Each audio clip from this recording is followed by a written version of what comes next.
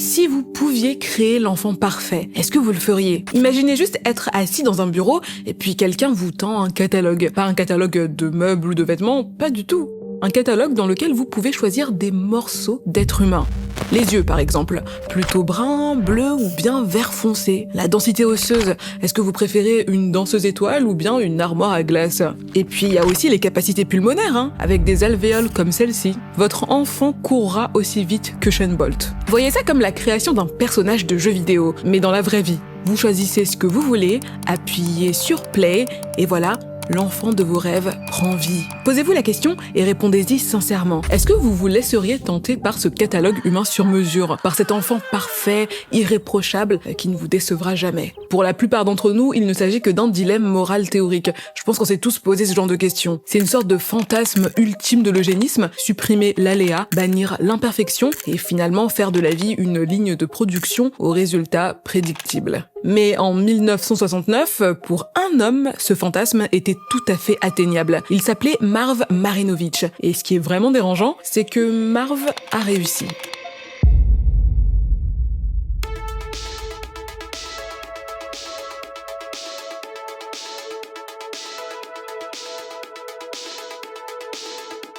To win when Craig Burdick found Rod Sherman on the old 84Z delay. Now the focus shifts to young Todd Marinovich. Todd Marinovich was born and bred to be a quarterback. Je sais que vous êtes nombreux à vouloir vous lancer sur les réseaux sociaux ou bien à vouloir devenir entrepreneur. Et justement, quand on crée son activité, on a vraiment tout intérêt à poser correctement les bases dès le départ. Et ça passe aussi par un choix auquel on ne pense pas toujours, l'adresse de domiciliation, l'adresse de votre entreprise. Je vous le garantis, c'est le genre de choses qu'il vaut mieux faire dès la création de l'entreprise. Parce que ça permet de se simplifier la vie et ça permet aussi d'éviter certaines galères administratives plus tard. C'est là que ce domicilier, le sponsor de cette vidéo, peut vous être extrêmement utile. Parce que quand on travaille sur internet, qu'on est freelance, entrepreneur ou juste un petit peu exposé, séparer le pro du perso, c'est vraiment pas du luxe. Pendant hyper longtemps, quand j'étais auto-entrepreneur, mon adresse perso était disponible sur internet. Voilà. Quand je l'ai découvert, je me suis dit que c'était quand même super dangereux. Et ce qui est bien avec ce domicilier, c'est que ce n'est pas juste une domiciliation basique. C'est une solution tout compris à un prix super abordable à partir de 11 € par mois. Par exemple, il propose les formalités de création ou de transfert d'entreprise. Et bien sûr, la numérisation du courrier est incluse dans tous les abonnements. En gros, votre courrier est scanné et consultable à distance. C'est super pratique si vous êtes occupé, souvent en déplacement, ou si juste vous avez un petit peu la flemme de vous déplacer. Après tout, on est la génération internet. Et en plus de ça, si ça vous intéresse, vous pouvez utiliser mon code LIVE26 qui vous donne 10% de remise supplémentaire. Et ce qui est bien, c'est que contrairement au code promo temporaire qu'on voit passer sur les sites, celui-ci est valable toute l'année, jusqu'au 31 décembre 2026. Bon courage pour tous vos projets et merci à ce domicilier de sponsoriser cette vidéo. Vous connaissez sûrement le projet Mbappé, le fameux projet Mbappé. C'est l'expression qu'on utilise pour parler des parents qui transforment leurs enfants en projet de performance. J'ai plein d'amis qui l'utilisent de façon ironique et moins ironique, mais derrière la blague, il y a un vrai truc. L'idée qu'un futur champion, ça se fabrique. Et surtout qu'avec assez de discipline, assez de sacrifices, assez de contrôle, on peut produire un destin. Et avant tout, il faut de bonnes bases. On a beau se raconter plein d'histoires, une partie de nos limites est écrite dans notre génétique. La densité des cheveux, le métabolisme, la taille, l'endurance, en réalité, très peu de choses sont vraiment laissées au hasard. Alors pour Marv, chaque pièce du futur bébé doit être choisie méthodiquement. La mère d'abord. Trudy Marinovich est une ancienne nageuse professionnelle devenue femme au foyer. Trudy, née Fertig, est fière de détenir plusieurs records en nage papillon, d'être la sœur du quarterback qui, en 1964, fit tomber l'alors invincible équipe de Notre-Dame. Et enfin, elle est fière de descendre d'une famille de sportifs émérites. Le père Marv est un ancien joueur de football devenu entraîneur et préparateur sportif. Marv Marinovich est fier de n'avoir jamais perdu un match quand il jouait pour le Santa Monica College, d'avoir remporté le Junior College en 1958, d'avoir été ailier défensif pour l'équipe de football américain de l'University of Southern California ou USC, d'en avoir été capitaine en 1962, d'avoir participé au Rose Bowl en 1963 et enfin, il est fier d'avoir été nommé joueur le plus inspirant de l'USC. Marv est fier de beaucoup de choses, mais pas d'une. Le soir, quand il ferme les yeux, il est rongé par un regret. Il a lui-même tué sa carrière.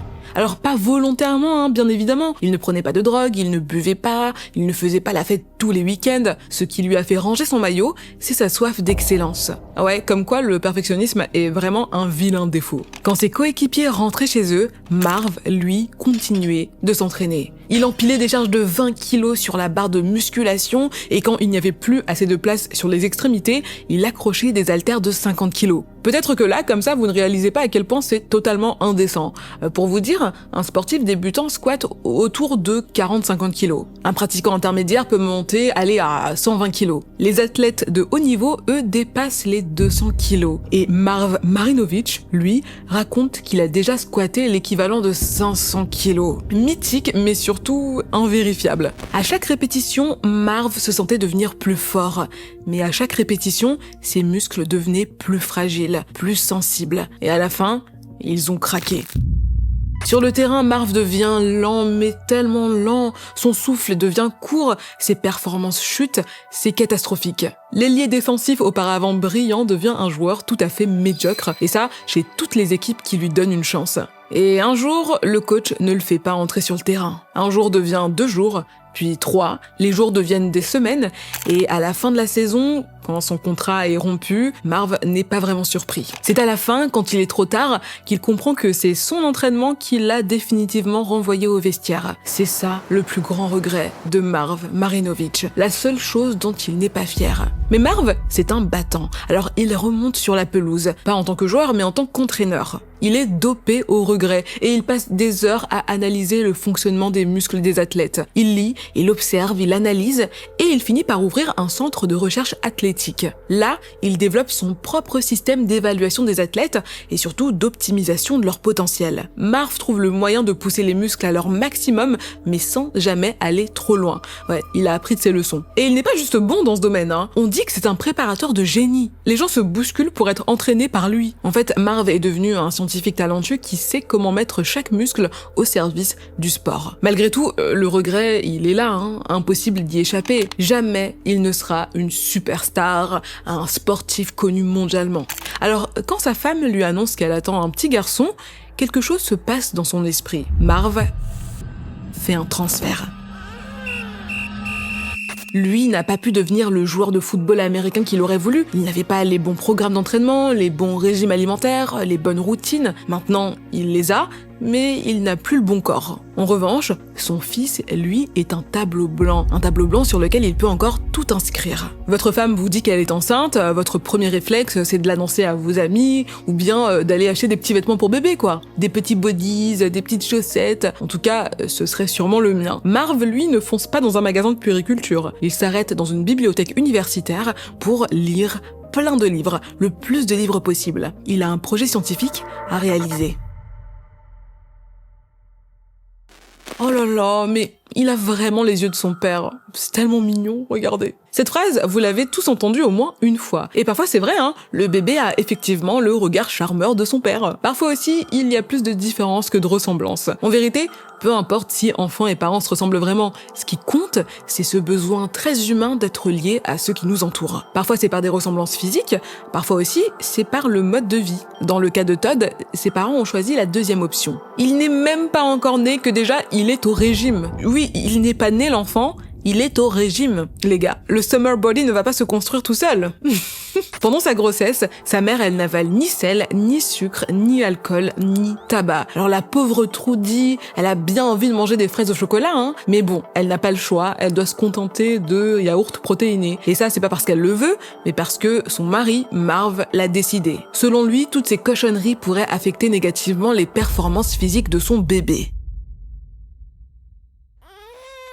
Le 4 juillet 1969, Todd Marinovich pousse son premier cri. Et ce cri, on l'entend jusqu'au bout du couloir. Les médecins, ils sont là, waouh! Mais il a des poumons solides, hein, ce gamin! Tout le monde sourit dans la pièce, et surtout, son père. Ça y est, son cobaye vient d'arriver. Ce n'est pas un petit bébé qui a besoin de câlins, mais le futur meilleur quarterback de sa génération. Et il le traite comme tel. Règle numéro 1 des quarterbacks, toujours garder les yeux sur le ballon. Alors, dans son berceau, Todd a une peluche en forme de ballon de foot américain. Ouais. Règle numéro 2, prendre soin de son corps. Alors, à seulement 1 mois, Todd commence à s'entraîner. Et non, ce n'est pas une blague. Son père lui fait faire des étirements ischio-jambiers. Ensuite, il lui fait faire des pompes. Et plus tard, il invente un jeu dans lequel son enfant doit soulever un ballon lesté du plan de travail de la cuisine. Encore un peu plus tard, il le fait tenir sur une poutre d'équilibre. Todd subit tout ça avant même de savoir marcher. À 3 ans, l'enfant sait déjà lancer des balles à 2 mains. Il sait donner des coups de pied,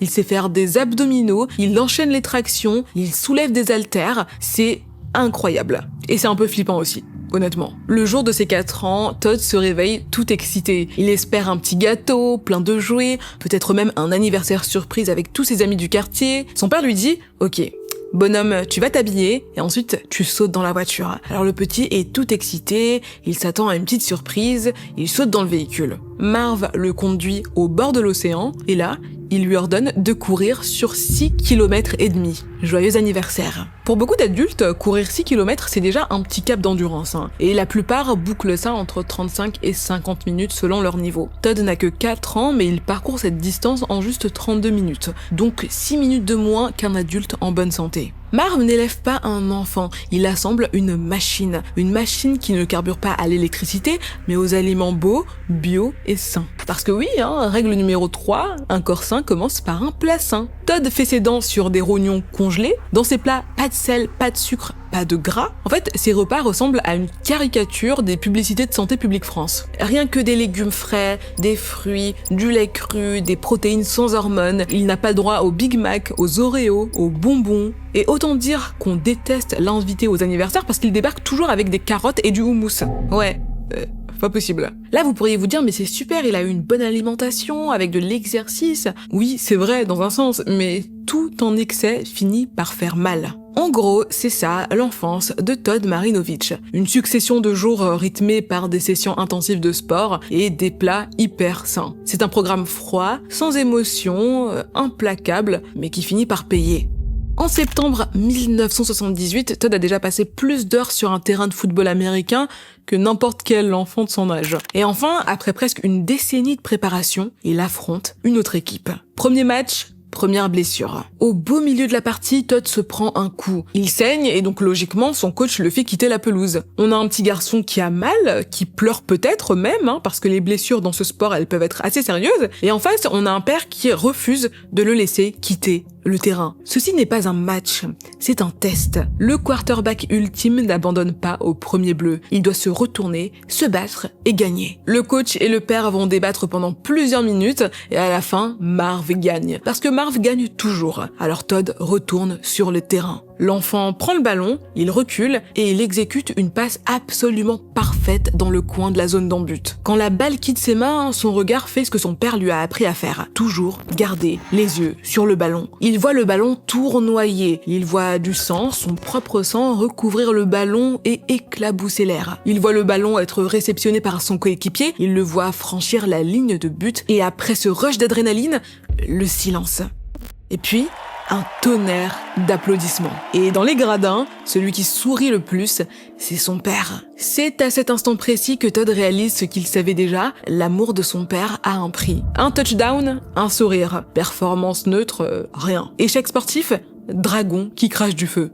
Et ça, c'est destructeur pour un enfant. Tout ce que Todd veut, c'est être aimé par Marv. Alors il sacrifie sa personnalité plutôt que de risquer l'abandon. Quand on lui demande s'il peut aller jouer dehors après les cours, c'est toujours la même réponse. Désolé, je dois m'entraîner. Au bout d'un moment, on arrête tout bonnement de l'inviter à jouer. Et à chaque passe qu'il effectue, il espère qu'en grandissant, il devienne quelqu'un de bien, comme son père. Ouais, Marv Marinovich est vraiment quelqu'un de bien. C'est là tout le paradoxe. Dans les années 70, Marv est l'un des rares coachs à traiter les joueurs afro-américains avec humanité. Il leur donne accès aux mêmes opportunités qu'aux joueurs blancs. À une époque où les femmes étaient traitées comme un sous-genre, surtout dans le sport, Marv leur ouvre sa porte. Il en engage plusieurs dans son équipe, et plusieurs fois, il dira même préférer collaborer avec la jante féminine, car plus travailleuse et moins prétentieuse. Plus tard, Marv fera installer un système d'éclairage spécial pour que l'unique joueuse sourde de la ligue puisse lire sur ses lèvres lors des séances vidéo. Et le soir, il entraîne les gamins du quartier gratuitement,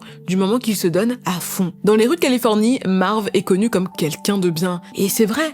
mais il a aussi ses limites. Marv est une pièce à deux facettes, et la seule que voit son fils, c'est celle qui exulte la bonté. Tout ce que Todd veut, c'est que son père lui dise « Je suis fier de toi, tu as dépassé toutes mes attentes. » Et pour ça, il parle le langage amoureux de Marv, le sport. C'est la raison pour laquelle le père de famille n'a Dieu que pour son fils, et pas un seul regard pour Tracy, sa fille. Parce que ouais les gars, on avait presque oublié de le dire, les Marinovitch n'ont pas un, mais deux enfants. C'est là que le projet révèle son prix. Parce que Marv n'a pas juste mis Todd sous microscope, il a aussi vidé le reste de sa famille de sa valeur. En 1988, quand Tracy se marie, Marv refuse de l'accompagner à l'hôtel. Devinez pourquoi. Non, devinez. Écrivez-le dans les commentaires. Car son mari n'est pas assez athlétique. Ouais. Il ignore sa fille, il ignore les naissances de ses petits-enfants, et jusqu'à son dernier jour, il refuse de serrer la main de son beau-fils. Juste parce qu'il a pas un six-pack. Juste parce qu'il a pas des abdos. Juste parce... Ah Marv. Un jour, au beau milieu d'une dispute, sa fille lui hurle qu'il finira vieux et triste. Ça, c'est vrai. Mais à cet instant, le coach ne le sait pas. Et surtout, ce n'est pas sa préoccupation première. Son fils, sa plus belle création, son projet scientifique, enchaîne les succès.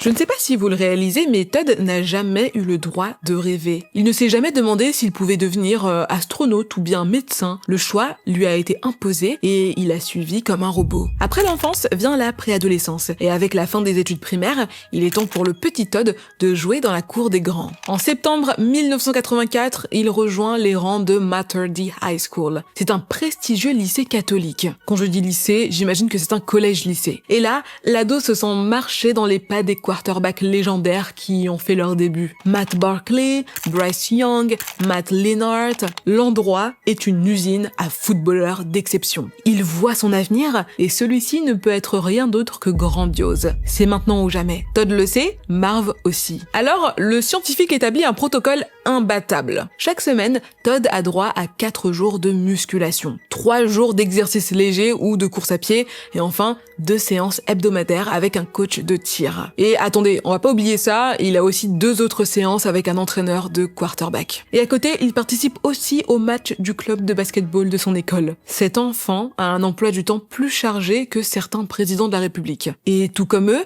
il est entouré de spécialistes qui analysent le moindre de ses mouvements. L'un des entraîneurs remarque que son lancer est trop bas de 11,5 cm. À corriger. Il ne court pas assez vite aussi. À corriger. L'angle de son lancer, il est de 2 degrés trop porté sur la droite. À corriger. Tout n'est que calcul, précision et amélioration. Tout doit être optimisé, quitte à frôler les ridicules. Et dire que parfois j'ai du mal à me lever juste pour aller faire ma séance de marche à la salle de sport. Juste pour aller marcher sur un tapis. Ouais. Bref, c'est totalement ridicule, c'est excessif, mais encore une fois, ça paie. En 2 ans, Todd réalise 4400 yards à la passe et 34 touchdowns. Ouais, moi aussi, j'ai absolument rien compris, mais pas besoin de connaître ce jargon. En gros, il est super bon. Il bat le record du comté d'Orange du nombre de yards à la passe. Il explose le record national du football américain lycéen. Match après match, victoire après victoire, il enchaîne les titres. Prix de la Parade All-American, du joueur offensif de l'année de la National High School Coaches Association, le Dial Award du meilleur étudiant athlète national de l'année 1987 au lycée, joueur national de l'année du Touchdown Club. Il y en a tellement, je ne sais même pas quoi dire. Mais surtout, l'objectif est atteint. Todd devient le premier élève de seconde à être titulaire lors d'un match de football américain universitaire, et ça, dans le comté d'Orange. C'est donc un enfant de 15 ans qui écrase des adultes sur les terrains de football. La douleur, la peur, l'anxiété. Pour Todd, ce sont des mots qui disparaissent dès qu'il enfile son maillot, mais qui malheureusement reviennent dès qu'il l'enlève. Loin des feux des projecteurs, la vie de Todd bascule dans l'obscurité.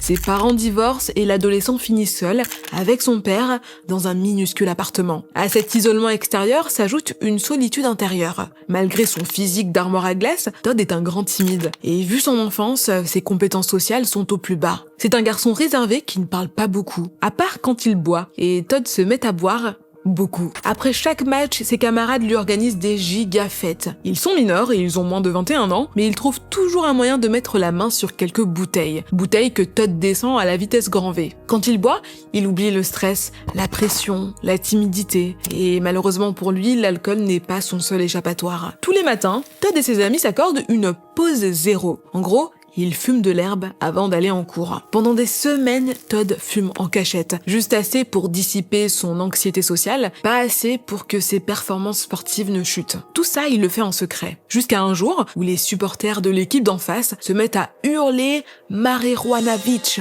au moment où il entre sur le terrain. C'est là qu'il sait que son petit secret a été démasqué. Son père essaie de l'aider à sa façon. Il le fait asseoir et il lui dit que lui aussi, il est accro. Mais au fromage, ouais. Et donc qu'il comprend qu'il soit difficile d'arrêter. C'est complètement absurde et ça n'aide pas du tout Todd. Marv continue d'engloutir ses fromages et Todd continue de fumer de l'herbe. Il me semble qu'à ce moment-là, il aurait bien eu besoin d'une figure féminine, peut-être de sa mère, parce que finalement, il vivait avec son entraîneur, pas avec un parent. Et par fierté, le père fait semblant de ne pas remarquer que son fils s'enfonce dans son addiction. À la fin du lycée, Todd est courtisé par des universités de renom. On a Stanford, l'université de l'État d'Arizona, l'université de Washington. Toutes les veulent dans leur équipe et toutes sont prêtes à mettre le paquet. Todd, lui, garde les yeux sur son unique objectif, plaire à son père. En 1988, après 19 ans à vivre sous le contrôle constant de son père, Todd quitte le laboratoire censé avoir été sa maison. Et comme son père, il rejoint l'University of Southern California et il devient le quarterback des Trojans. Ses performances fascinent, son enfance hors du commun intrigue. Presque immédiatement, les médias spécialisés se battent pour l'avoir en couverture. En janvier 1988, California Magazine lui consacre sa une. Le journaliste parle de la création d'un quarterback bionique, d'un athlète de laboratoire. Et sur la couverture, il donne à Todd un surnom qu'il ne le quittera plus jamais, Robo QB. Et après ça, il y a un glitch dans la machine.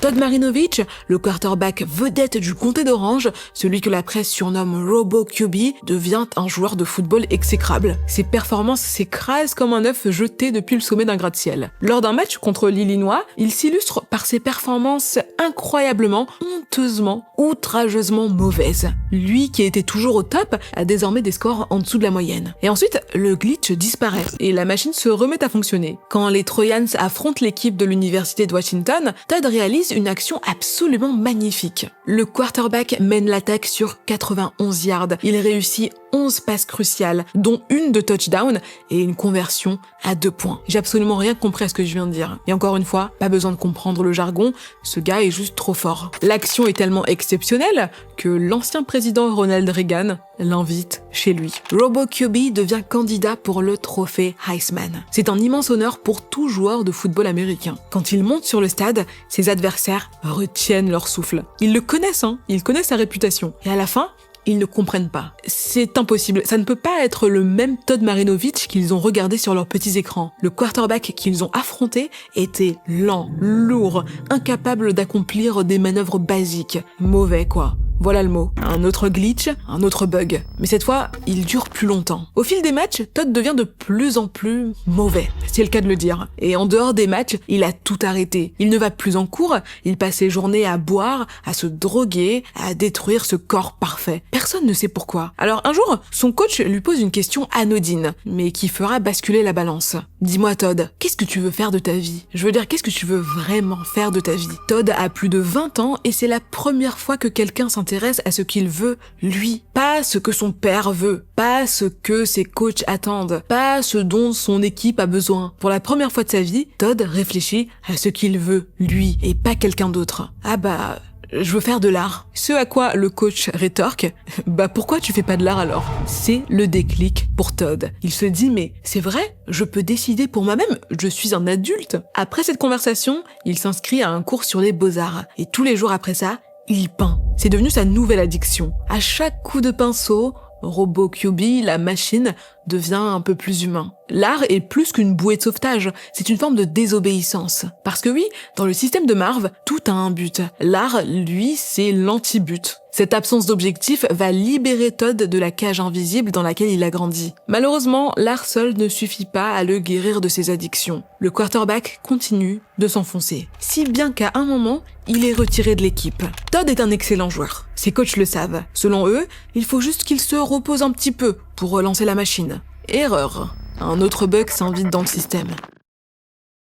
Le 19 janvier 1991, Todd est arrêté pour possession d'herbe et de poudre blanche. Il est inculpé pour 2 délits mineurs et doit rejoindre un programme pour primo-délinquants. Pour l'USC, c'est la goutte de trop. Todd n'est pas le robot QB qu'on leur avait vendu. Il boit, il se drogue, il joue mal, et maintenant c'est un criminel notoire. L'université décide de rompre son contrat. Mais presque immédiatement, les Raiders de Las Vegas lui en proposent un autre. The Los Angeles Raiders select Todd Marinovich, quarterback, Southern California. 3 ans à jouer pour eux en NFL contre 2,25 millions de dollars et un petit bonus d'1 million. Todd signe et redevient Robo QB.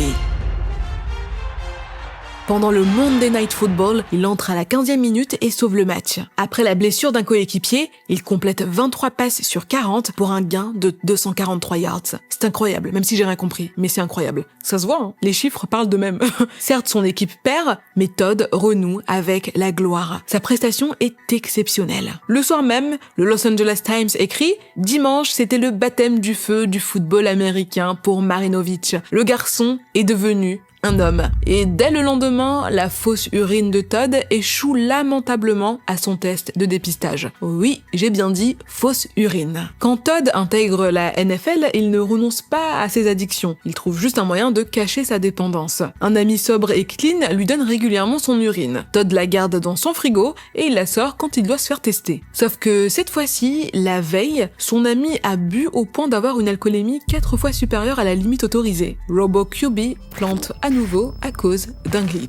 Mais bon, cette fois, il n'est pas viré, il doit juste suivre une cure de désintoxication de 45 jours. Et dès son retour, il est titularisé. Sauf que sur le terrain, la machine bug encore et encore et encore. Robo QB perd 3 matchs sur 4. Et désormais, l'unique chose qui affiche positive, ce sont les résultats de ses tests antidopage. Après 3 tests positifs, son équipe le met à la porte. Mais surtout, la NFL le bannit. Todd Marinovich a 27 ans. Il est polytoxicomane et il n'est plus que l'ombre du quarterback légendaire qu'il aurait dû être. Mais le système n'est pas encore à bout de souffle. Pendant 2 ans, Todd se cherche. Il se dit que quitter un peu les États-Unis pourrait lui faire vraiment beaucoup de bien. Il a besoin de prendre un peu de perspective parce que tout ce qu'il a connu, c'est la Californie, les palmiers et le football américain. Mais le monde est bien plus grand que ça. Il le sait. Alors il part, il explore, mais dès qu'il rentre chez lui, il réalise qu'il est aussi perdu qu'au moment de son départ. Alors il fait ce qu'il a toujours fait, ce qu'il est né pour faire. Il se remet à jouer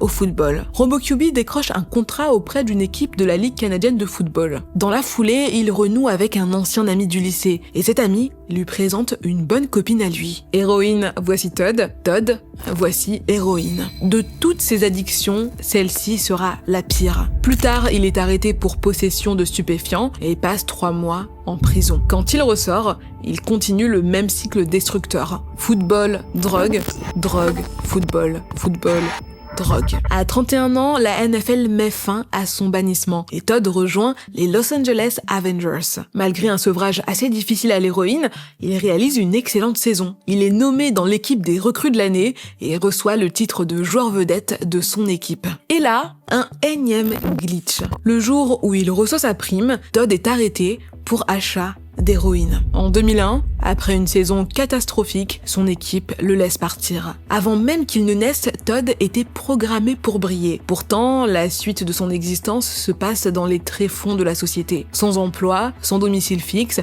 il dort sur la plage et il se lave dans les toilettes publiques. Il est accro au porno, à l'héroïne, à la méthamphétamine, au cannabis, et en fait à tout ce qui lui tombe sous la main. Malheureusement, tout ce qu'il sait faire, c'est se droguer et jouer au football américain. C'est tout ce qu'on lui a appris à faire. Alors, le 3 septembre 2017, après 16 ans d'errance, la machine Robo QB reprend du service. Todd remonte sur le terrain. Il a 48 ans, il est sobre et il fait un match exceptionnel. RoboQB réussit 19 passes sur 28 pour un gain de 262 yards, 7 touchdowns et 2 interceptions. Son équipe gagne avec un excellent score de 73-0. En interview, il dira vous savez quoi? C'était le premier match où j'étais sobre depuis mes 15 ans. Ce sera aussi le dernier. Après cette victoire, une douleur à l'épaule l'oblige à raccrocher définitivement ses crampons. RoboQB, le quarterback bionique, n'est plus.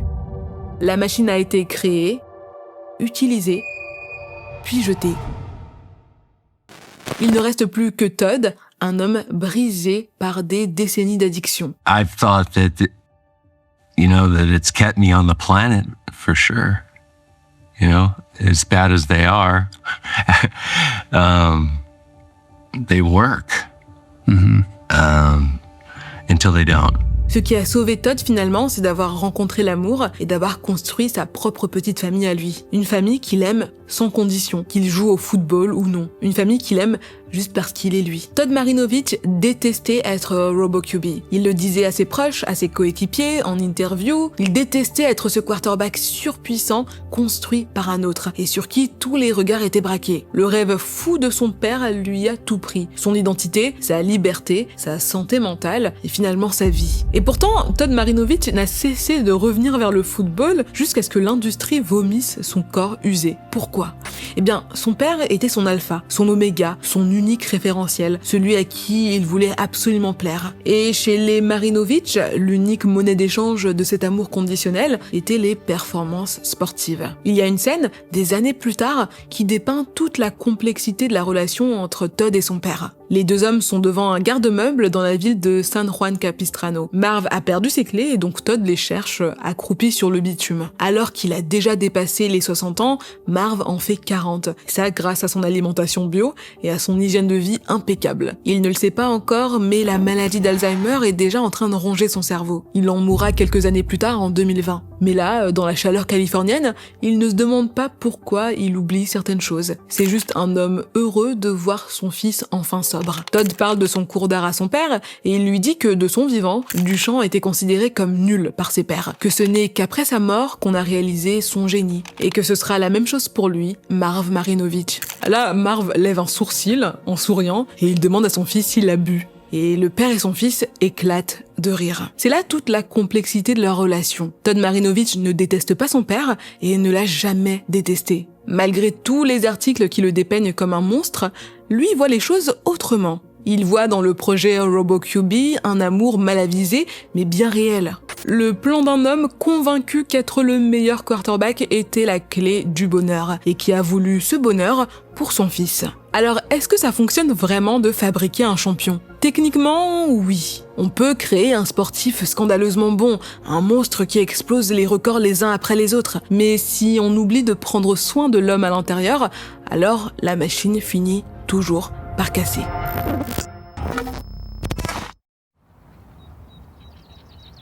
If something works,